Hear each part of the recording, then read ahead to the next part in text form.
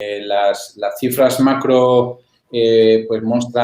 podrían estar mostrando pues cierto elemento de cierta catástrofe,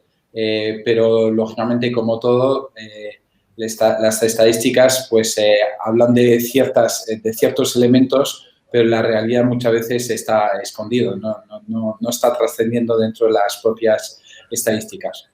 Hay un aspecto muy importante,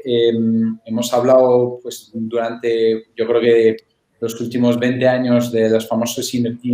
unicornios, y nos damos cuenta rápidamente que los unicornios pues no eran pues probablemente en un mercado y un momento alcista pues lo deseable, pero hoy pues tenemos que hablar más de dromedarios, de startups que son capaces de aguantar la crisis o las crisis que les surjan. Y esto, pues, probablemente es debido a varios factores en la que nos hemos encontrado. Incluso sectores muy castigados por esa crisis del COVID han sabido rápidamente pegar el freno, reducir drásticamente sus gastos y utilizar algo que quizás los oyentes, algunos lo conozcan, que es una palabra que utilizan mucho las startups, que es el famoso runaway, que no tiene que ser, que es más o menos cuánta caja me queda antes de que finalmente no pueda atender los pagos que me deben. Y entonces, las startups que ahora mismo están aguantando y las que van a aguantar en los próximos meses son aquellas que hayan sabido frenar su gasto al máximo y mantener su runway. Como tú decías, el primer trimestre, digamos que calculamos obviamente de enero a marzo, no vemos claramente que sigue la senda de crecimiento, pero esto tiene su lectura muy sencilla, es porque la mayor parte de las rondas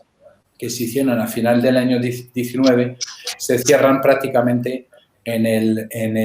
el mes de enero y marzo. Y en enero se batió récord, febrero también, y marzo prácticamente, hasta que nos dimos cuenta que nos teníamos que confinar, etcétera, etcétera, prácticamente se cerraron muchas en los primeros 15 días de marzo. Por lo cual, realmente,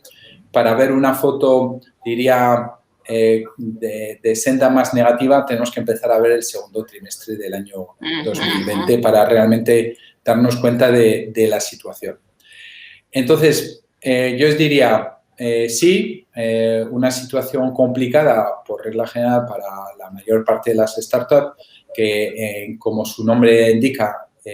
requieren financiación casi de continuo, es decir, van de una ronda a otra. Sabéis que existen varias fases de rondas, donde van desde la fase más pre-seed hasta la seed, lo que llamamos el Friends and Family, lo que sería A, B, C, etcétera, etcétera. Y entonces, lógicamente, pues ha habido un parón, yo diría prácticamente de un par de meses, 2 o 3 meses. Yo creo que